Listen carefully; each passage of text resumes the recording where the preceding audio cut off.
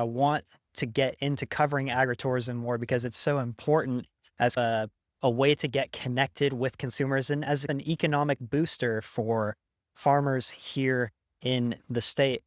If you could just tell us a little bit about how you're involved with agritourism and kind of in what capacity.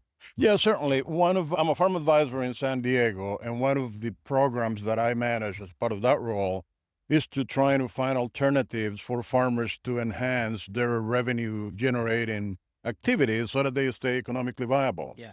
San Diego County, by virtue of having a strong tourism industry, a large number of visitors come to San Diego, having the largest number of small farms in the state Yeah. and perhaps the country, and the weather and the diversity of crops that we grow, we think agritourism has great potential for filling or providing that extra revenue that farmers need. Exactly. And with kind of the good weather we have here, it presents a year round opportunity with the variety of specialty crops and ornamentals that are grown here for agritourism. And like you said, those small farmers, it's a great opportunity. It might not be something that everyone can participate in, but again, as like an economic booster and to further connect with the consumer, it's great. What are your biggest reasons in terms of advocating for a small farm to really get into the thick and thin of agritourism here? For us, is to preserve agriculture, because it adds a tremendous value to San Diego County and to San Diego County residents. And oftentimes that goes unnoticed. If you live in downtown San Diego, you don't know what agriculture contributes to San Diego, Yeah. not only to the aesthetic beauty of the county, but to the food that we consume. Agritourism, first of all, provides that opportunity to educate consumers who can, in turn, become voters and can be supportive of policies that help farmers stay in farming, which is what the ultimate goal. In addition to that, educational aspect can also be translated into more dollars because the way we define agritourism is any activity that you can do on your farm, on an existing farm, to enhance your ability or your revenue generating sources. Yeah. And that's why we think it's a great marriage. San Diego is prime for agritourism.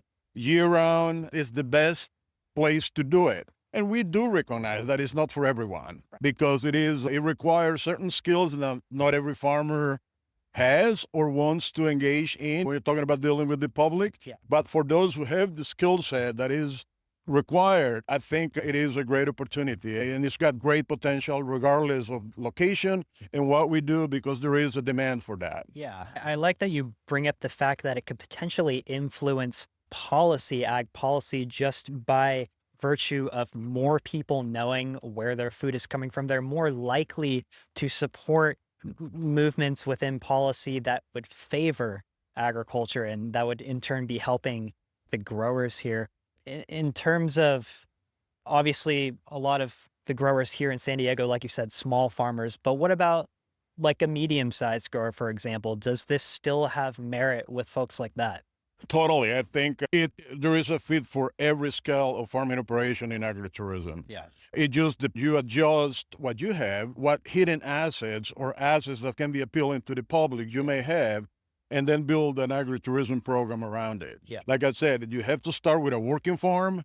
There are a lot of assets within the farm that don't necessarily produce income, whether it is the location, aesthetics, nature, what have you, anything that you can capitalize on, it can be an option. And that applies to every farm, regardless of size. That's fantastic. And I know like some of the folks that are attending the summit today are some of them are here representing their own farms, maybe just to see if this is something that would be right for them to do. And like you said, it might not be right for every operation.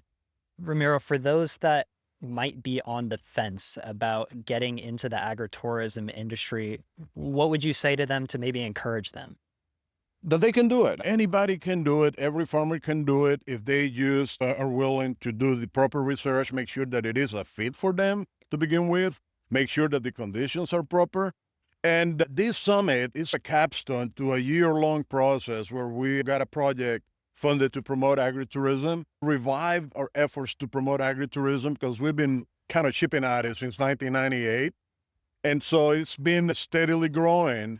And a lot of issues come up related to regulations. And I think if we all get together and work at trying to develop solutions for these regulatory issues or any other issue that comes up, that'll pave the way for everyone to get involved with it. Again, making sure that it fits your program, that it fits your personality, and that the conditions are right for you to start. Exactly. And so one more thing, Ramiro, I understand that there's maybe a couple programs here in the state that can help people get started in agritourism too. Are there programs out there like that that you know of that can maybe help growers broach into this industry? There is a number of programs that CDFA has and that CAF has brokered and lobbied for that are supportive to farming in general. And I guess some of those can be translated into support for agritourism. But again, the University of California Agriculture and Natural Resources Division, we can help do assessment for farmers to decide, kind of help them make a decision whether agritourism is it's for them, Yeah. assess their place, their farm to decide whether they have the right setting or what they need to do to get it ready for agritourism. So there is a lot of support that can be provided to help growers get started.